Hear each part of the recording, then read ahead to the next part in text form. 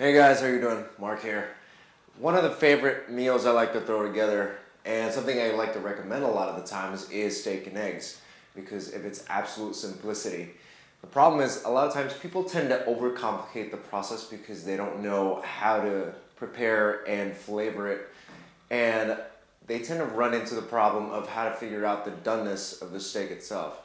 So I'm here to basically show you just how simple it can be to throw together just a quick steak. Just to kind of go through what I've got in front of me, I've got some tri-tip steak, a whole lot of it, but I'm not going to go through all of this. My favorite oil or fat for the moment, which is bacon fat, some eggs, some grass-fed Kerrygold butter, love this stuff, my typical bag of chopped up carrots and some Brussels sprouts, and a plate that I'll be throwing all this stuff together onto. So let's start with the butter. We're gonna get 1 tablespoon for the veggies, 1 tablespoon for the eggs, and 1 tablespoon for the steak. Set that aside. Now, like I said, there's some really big chunks in this batch of tri-tip. We got one picked out. What you wanna do is kind of see all this right here? I'm going to cut some of that out, kind of trim this fat out of here.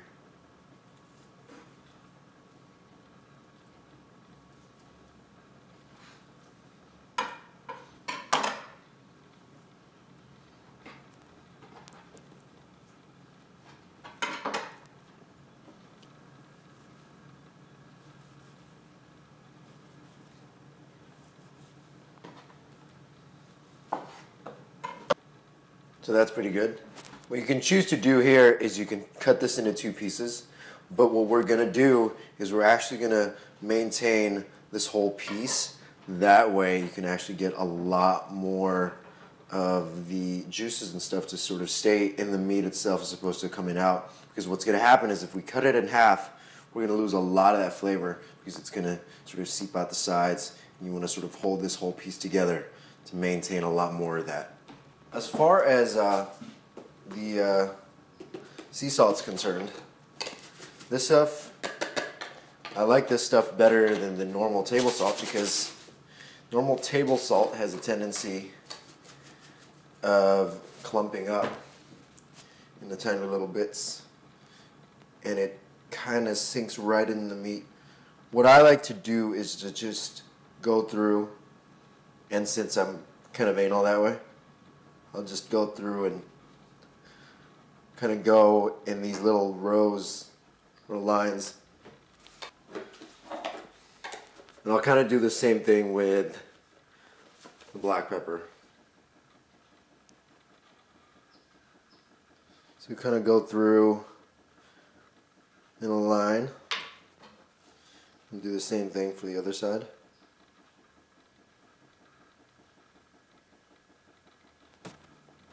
You may notice that I'm putting on a lot more, and you just kind of figure this out based on your own taste.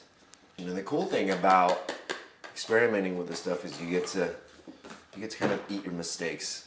Now we just kind of let that sit, and we move on to the next step. So this is nice and hot, as you can see by the smoke. Turn it down to about a medium, and then just kind of throw your steak on there. What I'll do is, according to my pan, or according to my stove, it'll take about 2 minutes per side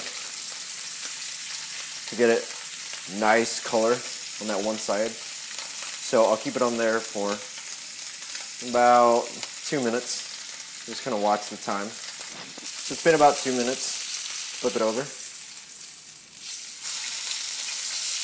We're almost done. 1 bit left.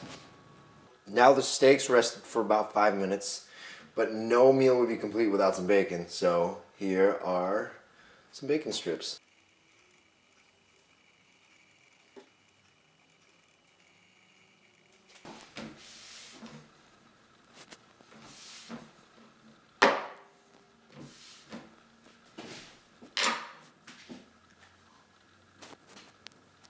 There you go. So just like that, you've got steak, eggs, bacon, vegetables, and you had a complete meal. And that took maybe no more than 5 to 10 minutes total.